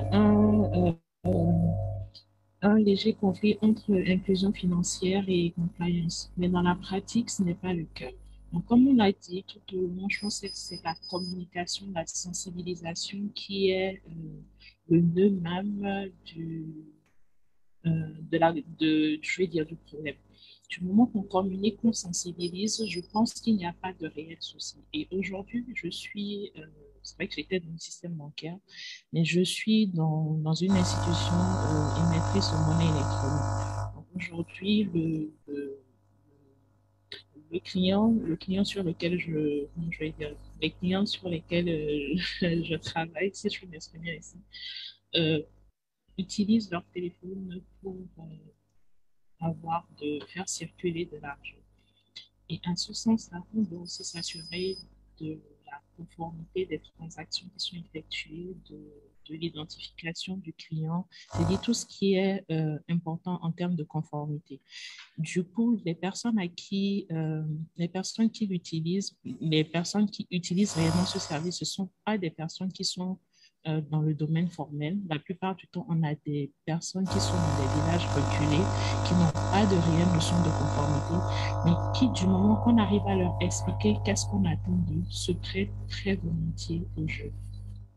Donc, je ne pense pas qu'il y ait de réel challenge entre conformité et inclusion financière. Le nœud même, la clé, ce serait la sensibilisation, la communication à l'endroit des populations. D'accord, très bien. Merci beaucoup pour cet éclairage. Alors, une autre question intéressante sur le sujet des nouvelles technologies. Est-ce que les banques en Afrique pensent déjà à l'utilisation de nouvelles technologies, notamment la blockchain, pour améliorer leur dispositif de conformité? Est-ce que l'un de vous souhaite partager son témoignage sur ce sujet?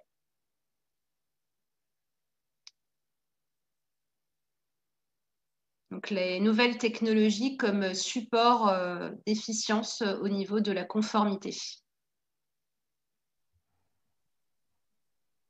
Oui, Monsieur Cabois?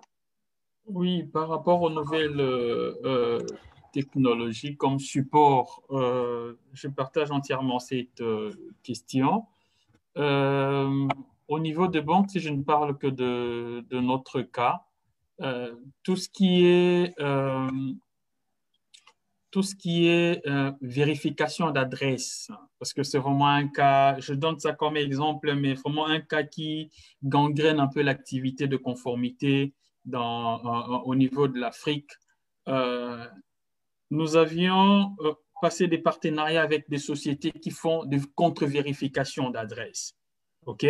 Donc, c'est vraiment digitalisé, c'est que la société, un client ouvre un compte chez vous, il vous communique l'adresse, vous donnez au partenaire, le partenaire fait des vérifications plus approfondies. C'est que tout est dans le système. Donc, nous mettons des informations sur la plateforme du client, du partenaire, sur Madame Andrea habite à tel endroit, on donne des informations sur son adresse.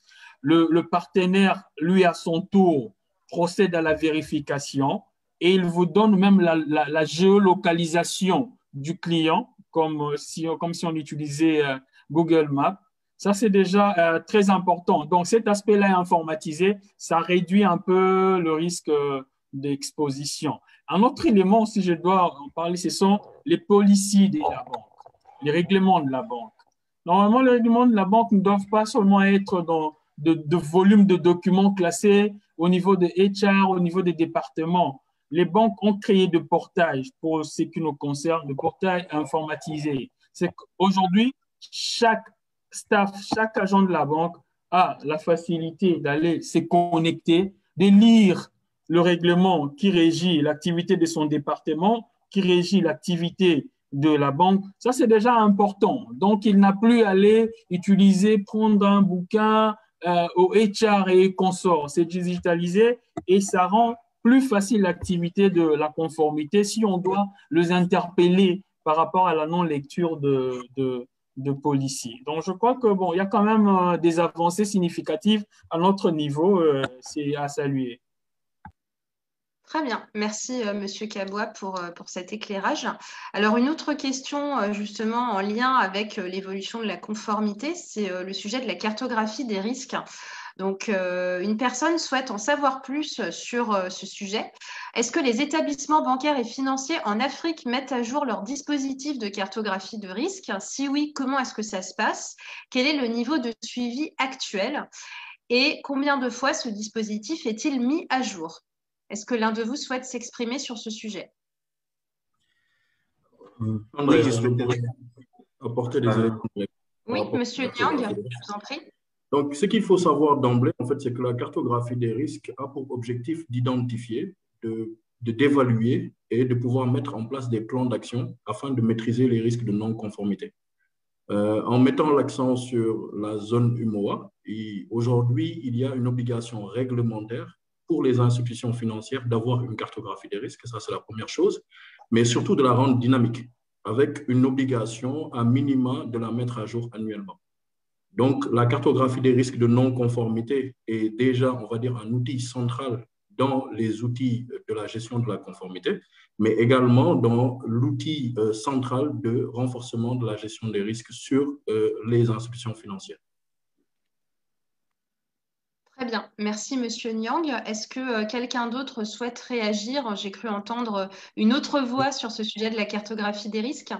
Oui, Monsieur Baranto, allez-y. Voilà. Ce que je voudrais rajouter, c'est que dans certains établissements bancaires, on constate que l'exercice de la réalisation de la cartographie des risques de non-conformité est fait de part, c'est-à-dire les acteurs de la conformité restent et essaient de faire une cartographie de non-conformité en regardant les résultats de leurs analyses. J'aimerais préciser que normalement, la cartographie de risques de non-conformité rentre dans la cartographie globale des risques à réaliser. Donc, que ce soit sur le crédit ou que ce soit le risque OPS, cette cartographie de non-conformité va devoir entrer dans la cartographie globale qui est réalisée. Selon les dispositions réglementaires, ça doit être réalisé par la gestion des risques qui a le lead et qui est réalisé avec tout le personnel et toutes les entités. Et bien entendu, pour la cartographie de non-conformité, il serait bon qu'une équipe de la conformité participe parce que la finesse de détection des risques de non-conformité, je pense que les personnes de la conformité y sont bien aguerries. Donc, c'est un exercice d'ensemble. Et comme Mohamed l'a dit, c'est un exercice à faire au moins annuellement, sinon dynamiquement si vous avez des outils. C'est là où la question posée sur la digitalisation est importante. Aujourd'hui, il faut aller vers des outils. Il ne faut pas rester à travailler de manière mécanique. Si vous avez des outils, que vous avez des systèmes GRC, c'est-à-dire de gestion des risques et de compliance, à chaque fois que vous ferez des missions ou que vous ferez des détections d'insuffisance, systématiquement, votre cartographie sera dynamique et vous pourrez axer vos contrôles en tenant compte de l'évolution des risques de votre structure. Voilà ce que je souhaiterais rajouter. Merci. Très bien. Merci, Monsieur Baranto. Et toujours sur ce sujet des risques, oui, quelqu'un d'autre souhaite réagir?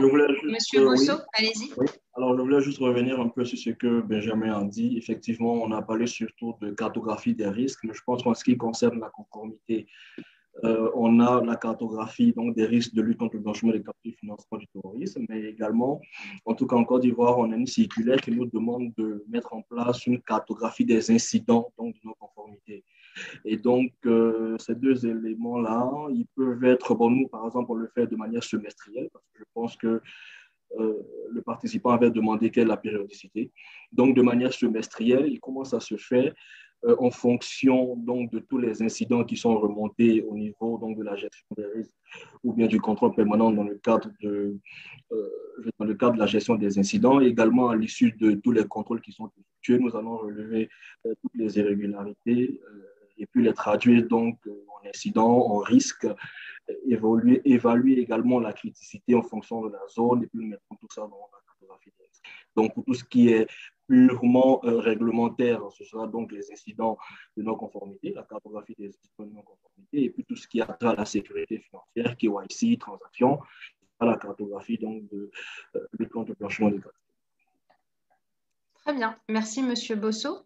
Donc, il y a une autre question qui est en lien direct avec ce sujet des risques et que j'aimerais adresser à Madame Marchal. D'ailleurs, il y a une autre thématique sur laquelle vous allez rebondir. Donc, première question, les missions de conformité, audit et contrôle interne ne peuvent-elles pas être conflictuelles au sein de l'entreprise?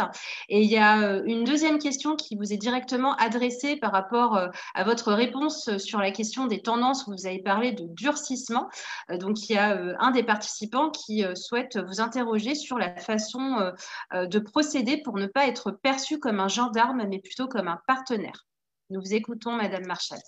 Alors, au niveau du conflit, à mon sens, il ne peut pas y avoir de conflit entre ces différents services, compte tenu du fait qu'ils ne font pas le même travail, en fait.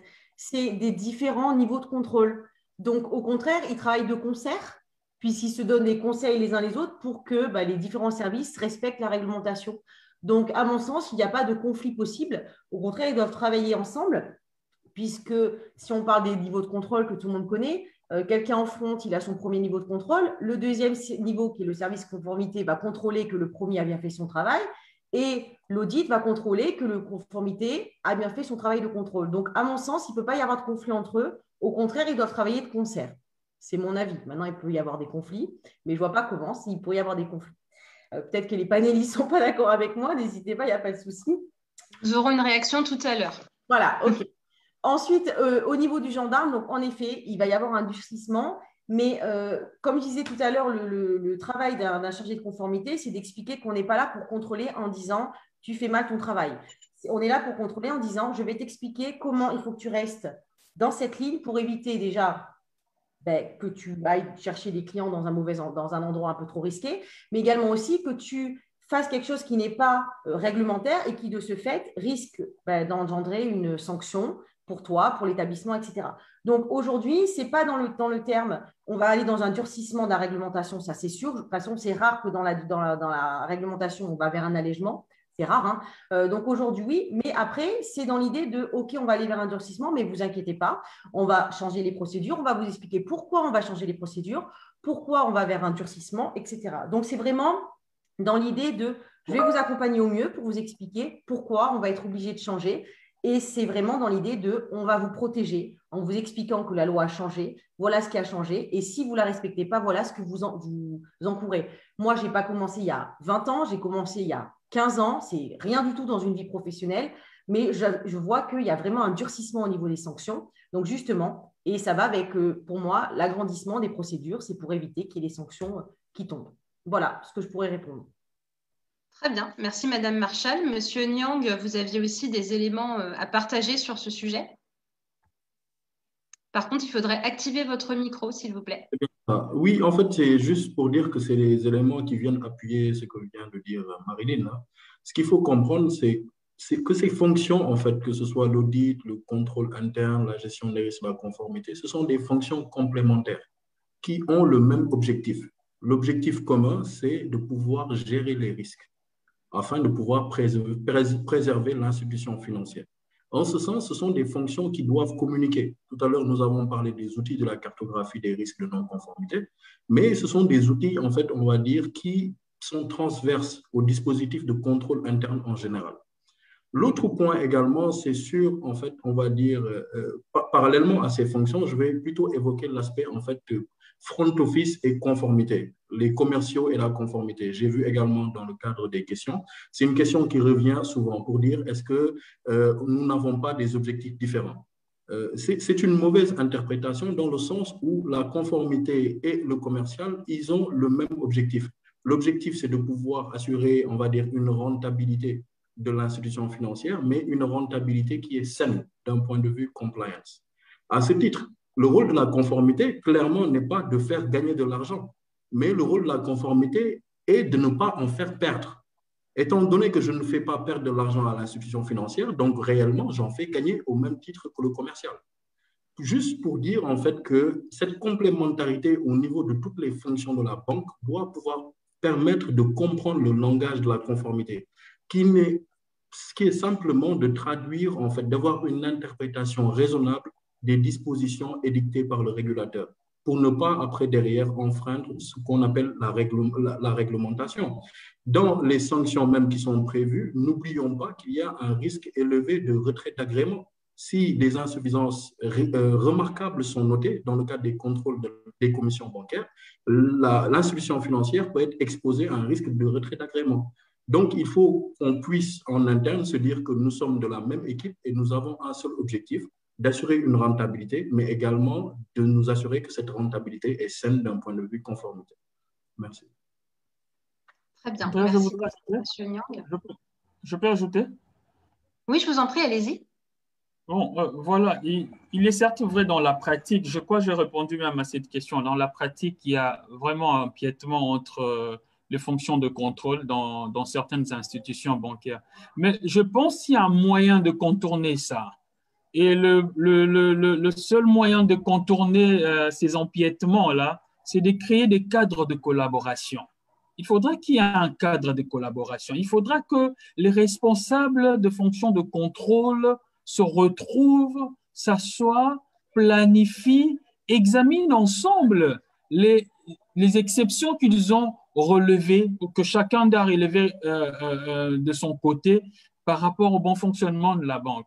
Et le cadre de collaboration doit être écrit. Pour ce qui concerne la RDC, on a l'instruction, je crois, 17 ou 18, qui prévoit un cadre de collaboration, qui oblige même ces fonctions-là à créer une charte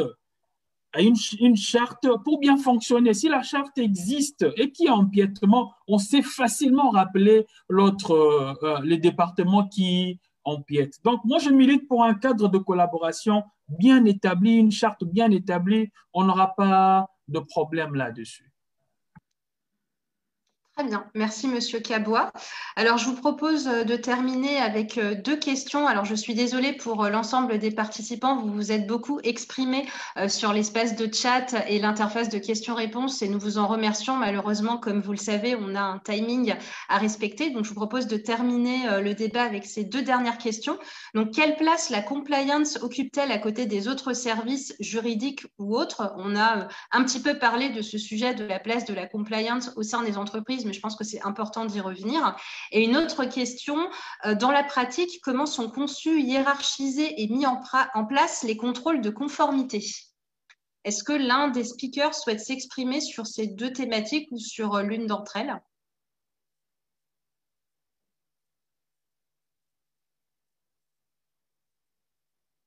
Non, pas de réaction? Oui, allez-y, Madame Marchal. Je vous en prie. Le service juridique, les services conformité, ils travaillent dans le juridique aussi, mais ils n'ont pas les mêmes fonctions, à mon sens. Ils ne font pas les mêmes contrôles et ils ne regardent pas. Moi, j'étais dans un établissement, par exemple, où pour tout ce qui était compliance, on demandait au service legal de regarder tout simplement l'authenticité des documents. Voilà, donc par exemple, on recevait un passeport, le service legal devait vérifier l'authenticité du document, en plus des formations qu'on avait en tant que compliance pour la détection des faux documents. Mais le service legal s'arrêtait là. C'est après au service conformité de regarder l'adéquation entre le KYC et les objectifs donnés par le client, etc. Donc, à mon sens, c'est tout il n'y a pas de… Bien évidemment, on ne va pas parler des Chinese Walls, tout le monde sait comment ça fonctionne, mais aujourd'hui, les différents départements, comme je disais tout à l'heure, travaillent de concert. Donc, à quelle place, si je relis la question, quelle place la compliance occupe-t-elle à côté des autres services? C'est un complément, en fait, c'est comme un puzzle, en fait. Chaque département travaille les uns avec les autres, sauf que il y a certains départements, comme le service conformité, tout ce qui est lutte anti-blanchiment et tout ce qui est conformité, donc je vous disais, le respect des Chinese Walls, etc., qui, eux, ont plus un regard contrôle en étape de numéro 2 qu'ont pas certains départements. Mais sinon, à mon sens, tout le monde travaille de concert. Donc, le service compliance n'a pas une plus grosse place que le service commercial, qui n'a pas plus grosse place que les titres. Mais voilà, tout le monde travaille ensemble avec certains, comme je vous disais, qui ont une fonction pas de régulateur, mais d'examinateur, si je peux dire. Très bien. Merci, Madame Marchal. Est-ce qu'il y a des points à compléter et puis une réponse à apporter sur le sujet des contrôles de conformité? Est-ce que l'un de vous souhaite s'exprimer sur ce sujet? Alors, oui, allez-y. Pour ce qui est des contrôles de conformité, en fait, ils sont conçus à partir des textes réglementaires, des procédures internes et des process en lien avec les activités que les structures mènent. Donc, on va partir du texte, voir qu'est-ce qui est requis. Ensuite, on va aller vers les procédures, les process, on va aller vers les activités pour voir quelle est l'activité que ce département fait. Qu'est-ce qui a besoin d'être, en quoi est-ce qu'on doit se conformer, qu'est-ce qu'on doit vérifier, qu'est-ce qu'on doit contrôler pour s'assurer justement qu'au final, la structure est en conformité avec l'ensemble des textes qui sont édictés par rapport à l'activité qu'elle mène. Donc, c'est comme ça que les contrôles de conformité sont conçus, en lien avec la réglementation et spécifiquement par rapport à l'activité et au process lui-même. Très bien. Alors, je voulais ajouter quelque chose. Oui, donc à la suite de Prilia, effectivement, comme elle a dit, c'est déjà sur une base réglementaire. Donc, ce qu'il faut savoir, c'est que dans un premier temps, au niveau de la conformité, on a une veille réglementaire à faire. Donc, on va chercher la réglementation un peu partout sur Internet, sur le site de la Banque centrale, généralement des régulateurs. On va ensuite étudier cette réglementation-là. Donc, il y aura des gap analysis qui seront faits. On va faire ressortir toutes les obligations. Et à partir du moment où on aura fait ressortir toutes les obligations, ou sinon, si vous voulez, toutes les exigences réglementaires, l'objectif maintenant, c'est de contrôler donc toutes les activités de la banque en lien avec ces exigences-là pour voir si nous sommes en conformité. Donc, c'est aussi simple que ça. Donc, on a à la base une veille réglementaire, on étudie la réglementation, on fait ressortir toutes les obligations réglementaires et on va ensuite s'assurer que ces exigences réglementaires elles, sont respectées. D'où la mise en place des différents points de contrôle vis-à-vis de ces obligations réglementaires.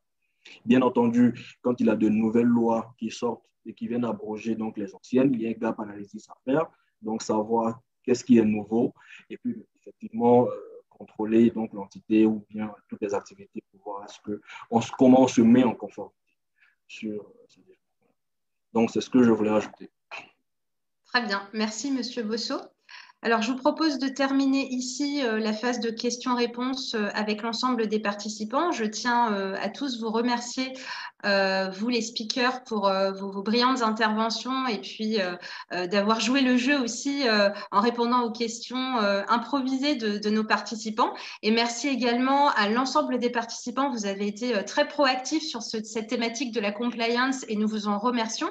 Alors, une petite précision par rapport à une question que j'ai vue circuler plusieurs fois sur l'interface de questions-réponses au sujet du replay. Donc, je parle sous le contrôle de e-conférence, mais a priori, vous aurez un replay qui sera accessible et diffusé. Donc, Khadija vous en parlera lors de son mot de conclusion. Je précise également pour ceux d'entre vous qui sont spécifiquement intéressés par le sujet de la compliance bancaire en Afrique, comme vous le savez, e-conférence organise le 5 et 6 juillet prochain l'événement Africa Banking Forum. Donc, je vous invite à vous inscrire si vous êtes intéressé à l'idée d'en savoir plus justement sur ce sujet passionnant de la conformité. Donc, merci à l'ensemble des speakers pour leur éclairage. On retiendra de ce débat plusieurs insights clés, donc la nécessaire sensibilisation et la nécessité aussi de renforcer la formation dans le domaine de la conformité, l'évolution également du mode de travail des métiers de la compliance, d'un fonctionnement très cellulaire en silo vers un fonctionnement de plus en plus en réseau, que ce soit à l'intérieur des entreprises ou encore dans une logique un peu plus de communauté professionnelle de la conformité, c'est-à-dire entre pairs au sein de notre secteur d'activité, et bien entendu de nombreuses évolutions à attendre d'un point de vue réglementaire, que ce soit dans le domaine de la lutte contre le blanchiment de capitaux et le financement du terrorisme, ou encore sur d'autres sujets qui vont marquer l'évolution de notre secteur financier, à savoir la data, avec ce qu'on a vu en Europe dans le domaine du RGPD, mais également toute une législation à construire du côté notamment des technologies émergentes que sont l'intelligence artificielle ou encore la blockchain, et qui sont identifiées comme à fort potentiel, non seulement d'un point de vue marketing, mais également d'un point de vue de sécurité. Alors, merci à tous pour tous ces éclairages, et je cède tout de suite la parole à Khadija pour le mot de conclusion. Merci Andrea pour ce débat riche et fort intéressant. Je remercie nos chers panélistes pour ce moment d'échange et d'interaction qui nous a permis de mieux comprendre les enjeux de la conformité, surtout dans un contexte africain assez particulier. Alors, je remercie également l'ensemble des participants de nous avoir suivis et d'avoir participé activement en posant plusieurs questions. Je vous donne rendez-vous pour l'édition présentielle de ABF, comme a mentionné Andrea, les 5 et 6 juillet prochains à Douala.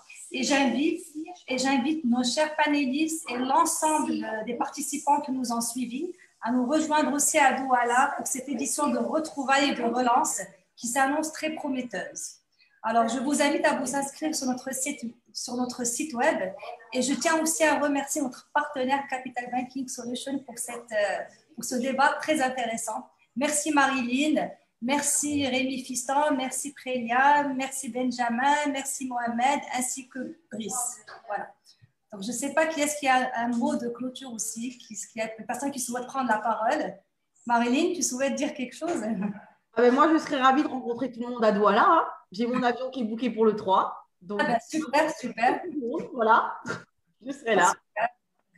C'est pas Achille, il n'a pas parlé, hein. On ne l'a pas vu parler, donc je ne sais pas s'il a quelque chose à dire. Mais Achille, il sera avec moi aussi. Mais lui, il arrive un petit peu. Mais voilà, on sera là. Ravi de rencontrer. Andrea sera là, mais virtuellement. Oui, tout à fait. Je serai présente, mais effectivement à distance. Et j'interviendrai sur la partie moyens de paiement pour ceux qui sont intéressés par cette thématique. Voilà, et effectivement, je serai là, et donc là c'est Achille, je serai là et donc à l'écoute de tout ça. Voilà, et j'invite aussi l'ensemble de nos panélistes qui sont là à nous rejoindre. Je ne sais pas s'ils sont prévus ou pas dans le programme, ou ils vont participer. En tout cas, on sera ravis de vous rencontrer tous présentiellement. Merci beaucoup. Merci beaucoup. Merci à tous. Bonne journée. Merci. Merci. Au revoir. Au revoir. Merci, au revoir.